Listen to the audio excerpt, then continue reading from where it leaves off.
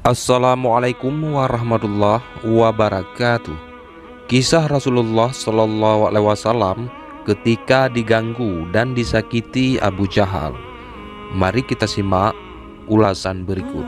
Namun sebelum lanjut, jangan lupa sukai video ini, komen, berlangganan, serta bagikan agar bermanfaat bagi semua. Terima kasih.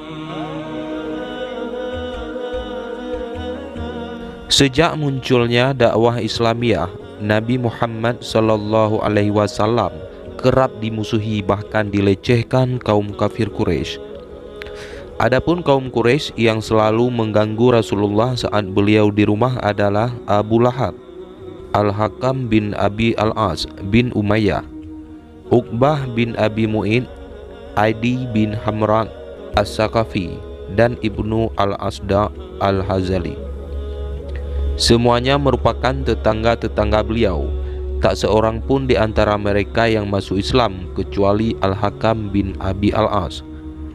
Salah satu tokoh yang paling bejat perlakuannya kepada Rasulullah SAW adalah Abu Jahal, salah satu pemuka Quraisy. Dalam Sirah Nabawiyah karya Syekh Safiyur Rahman Al-Mubarakfuri bersumber dari kitab Al-Rahikul Makhtum, diceritakan Abu Jahal datang kepada Rasulullah dan mendengarkan Al-Quran. Namun hal itu tidak membuatnya beriman dan tunduk, sopan apalagi takut. Justru dia menyakiti Rasulullah dengan ucapan lisannya. Selain itu dia menghadang jalan Allah, berlalu lalang dengan angkuh, memproklamirkan apa yang diperbuatnya dan bangga dengan kejahatan yang dilakukannya tersebut, seakan sesuatu yang enteng saja. Akibat perbuatannya itu turunlah ayat yang artinya, dan ia tidak mau membenarkan Rasul dan Al-Quran dan tidak mau mengerjakan sholat. Quran Surat Al-Qiyamah ayat 31. Dia selalu melecehkan Rasulullah melakukan sholat sejak pertama kali melihat beliau melakukannya di Masjid Al-Haram.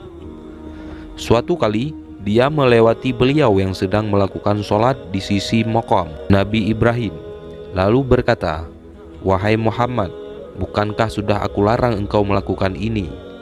Dia mengancam beliau serta membentaknya. Berkata kepada beliau, "Wahai Muhammad, dengan apa engkau akan mengecamku? Demi Allah, bukankah sesungguhnya aku adalah orang yang paling banyak memanggil atau berdoa di lembah ini, yaitu Mekah?" Maka turunlah ayat, "Maka biarkanlah dia memanggil golongannya untuk menolongnya. Kelak kami akan memanggil malaikat Zabaniyah." Quran Surat Al-A'laq ayat 17-18. Dalam suatu riwayat dikatakan bahwa Nabi Shallallahu Alaihi Wasallam mencengkeram lehernya dan menggoyang-goyangkannya sembari membacakan firman Allah yang artinya, "Kecelakaanlah bagimu, hai orang kafir, dan kecelakaanlah bagimu. Kemudian, kecelakaanlah bagimu, hai orang kafir, dan kecelakaanlah bagimu." Quran Surat Al-Qiyamah ayat 34 sampai dengan 35. Lantas musuh Allah itu berkata, "Engkau hendak mengancamku, wahai Muhammad. Demi Allah, engkau dan Tuhanmu tidak akan sanggup melakukan apapun. Sesungguhnya akulah seperkasa orang yang berjalan di antara dua gunung di Mekah ini." Sekalipun sudah membentak-bentak, Abu Jahal tidak pernah kapok dari kedungguannya, bahkan semakin keterlaluan. Dari Abu Hurairah dia berkata, Abu Jahal berkata, "Apakah Muhammad sujud dan menempelkan jidatnya di tanah di depan batang hidung kalian?"